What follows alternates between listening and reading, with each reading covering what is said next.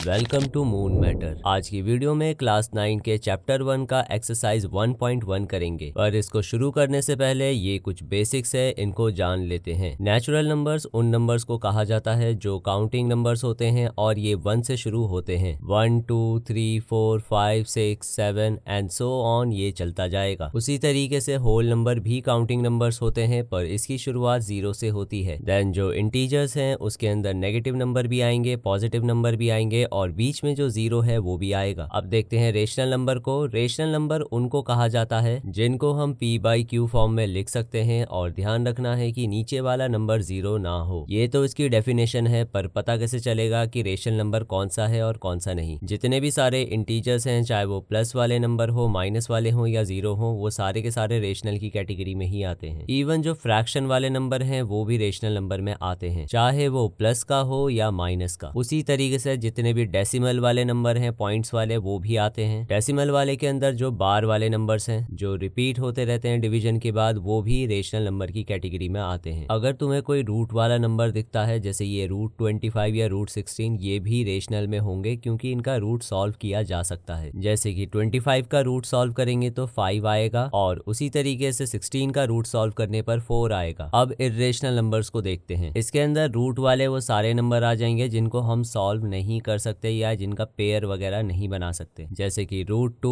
√3 और √5। इसके बाद जो डेसिमल वाले नंबर है जो नॉन रिपीटिंग है और कभी खत्म नहीं होते, वो भी इर्रेशनल की कैटेगरी में आएंगे, और ये पाई वाला नंबर भी इर्रेशनल की कैटेगरी में आएगा। अब एक्सरसाइज 1.1 के क्वेश्चन नंबर 1 को करते हैं। इसमें पूछा है क्या 0 रेशनल नंबर है, अगर है तो उसको p/q फॉर्म में लिखना है। तो एक बार पीछे जाकर देखते हैं। देखो ये 0 जो है वो रेशनल की कैटेगरी में ही आ रहा है, तो अब हम बोलेंगे यस 0 रेशनल नंबर है, लेकिन इसको p/q फॉर्म में भी लिखना है, यानी फ्रैक्शन फॉर्म में। तो अगर 0 के नीचे कुछ भी नहीं है तो 1 लगा सकते हो। इन दोनों को अगर डिवाइड करोगे तो 0 ही आएगा। उसी तरीके से अगर 0 के नीचे 2 लगाते हो, इन दोनों को भी डिवाइड करके तब भी 0 ही आएगा। नेक्स्ट क्वेश्चन नंबर 2 में कहा है कि 3 और 4 के बीच में 6 रेशनल नंबर बताने हैं। तो सबसे पहला काम तो ये चेक करो कि 3 के और 4 के नीचे क्या है। अगर इनके नीचे कुछ भी नहीं है तो 1 लगा देंगे। अब क्योंकि इनके बीच में 6 रेशनल नंबर पूछा है, तो उससे 1 एक्स्ट्रा लेकर चलना। 6 में अगर 1 एक्स्ट्रा लेंगे तो 7 आएगा, और इसी 7 को ऊपर और नीचे मल्टीप्लाई की फॉर्म में लगा देना, यहाँ पर और यहाँ पर। फिर इनको मल्टीप्लाई करना। 3 7 जा 21, 1 7 जा 7, 4 7 जा 28 और 1 7 जा 7। इससे पहले हमें 3 और 4 के बीच में कोई गैप नजर नहीं आ रहा था। अब देख सकते हो 21/7 और 28/7 के बीच में कुछ गैप्स हैं। तो 21/7 और 28/7 के बीच में कौन कौन से नंबर आएंगे? 22/7, 23/7, 24/7, 25/7, 26/7 और 27/7। अगला क्वेश्चन, इस बार इन दोनों नंबर्स के बीच में 5 रेशनल नंबर पूछा है। पहले चेक करेंगे इन दोनों नंबर्स के जो नीचे वाले नंबर हैं वो सेम है या नहीं। वी कैन सी कि ये सेम है, और क्योंकि यहाँ 5 रेशनल नंबर पूछा है, तो अगर हम 5 में 1 एक्स्ट्रा लेकर चलेंगे तो 6 आएगा, और इसी 6 को पहले वाले नंबर में ऊपर और नीचे मल्टीप्लाई कर देना है, और यहाँ पर भी ऊपर और नीचे मल्टीप्लाई करना है। तो इससे आएगा 3 6 जा 18, 5 6 जा 30। उसी तरीके से 4 6 जा 24 और 5 6 जा 30। अब 18/30 और 24/30 के बीच में जो भी नंबर्स हैं वो यहाँ लिख देना। देखो अभी जो क्वेश्चन नंबर 2 और 3 किए हैं, इनको सॉल्व करने के लिए 3 से 4 मेथड होते हैं, और हर मेथड में आंसर अलग आएगा। हर मेथड में आंसर अलग क्यों आएगा बताता हूँ। अगर मैं तुमसे पूछूं 10 और 20 के बीच में 3 नेचुरल नंबर्स बताओ कौन कौन से आते हैं, तो तुम में से कुछ का जवाब होगा 11 12 और 13, और कुछ का जवाब होगा 14 15 एंड 16, और कुछ का जवाब होगा 17 18 और 19। पर हम सब जानते हैं कि ये सारे आंसर सही हैं क्योंकि ये सभी नंबर्स 10 और 20 के बीच में आते हैं। उसी तरीके से अगर मैं कहूँ इन दोनों नंबर्स के बीच में कितने रेशनल नंबर आते हैं, तो इसका जवाब होगा अनगिनत। इसीलिए जब भी तुम अलग अलग मेथड से सॉल्व करोगे तो हमेशा आंसर अलग ही आएगा। तो ये मत सोचना कि आंसर गलत आया है तुम्हारा। ठीक है, अब अगले क्वेश्चन पर आते हैं। इसमें हमें ट्रू है या फॉल्स है ये बताना है। पहले वाले पार्ट में लिखा है हर नेचुरल नंबर होल नंबर ही होता है। तो एक बार फर्स्ट वाले पेज पर जाकर देखते हैं। हम देख सकते हैं सारे नेचुरल नंबर होल नंबर के अंदर फिट हो सकते हैं, इसीलिए इसका आंसर ट्रू होगा क्योंकि ये सही है। अब इसके सेकंड पार्ट में बोला है सारे के सारे इंटीजर्स होल नंबर के अंदर ही आते हैं। तो एक बार देखते हैं दोबारा फर्स्ट पेज को। हम देख सकते हैं ये सारे के सारे इंटीजर्स होल नंबर में में नहीं आ रहे क्योंकि इसके अंदर जो नेगेटिव वाले नंबर हैं वो इसमें दिखाई नहीं दे रहे, इसीलिए इसका आंसर फॉल्स होगा क्योंकि ये गलत स्टेटमेंट है। अब थर्ड पार्ट में बोला है सारे रेशनल नंबर्स होल नंबर में आते हैं, तो इसको भी पीछे जाकर चेक करते हैं। तो तुम देख सकते हो सारे रेशनल नंबर होल नंबर्स में नहीं आ सकते क्योंकि इसमें बहुत सारी चीजें एक्स्ट्रा हैं, जैसे कि फ्रैक्शन वाले नंबर हैं और डेसिमल वाले नंबर भी। अब क्योंकि ये स्टेटमेंट गलत था इसीलिए हम लिखेंगे फॉल्स। तो इसी के साथ ये वाली एक्सरसाइज कंप्लीट हो गई। इनको अच्छे से प्रैक्टिस कर लेना। मिलते हैं नेक्स्ट वीडियो में, तब तक के लिए लेवल अप योर लर्निंग।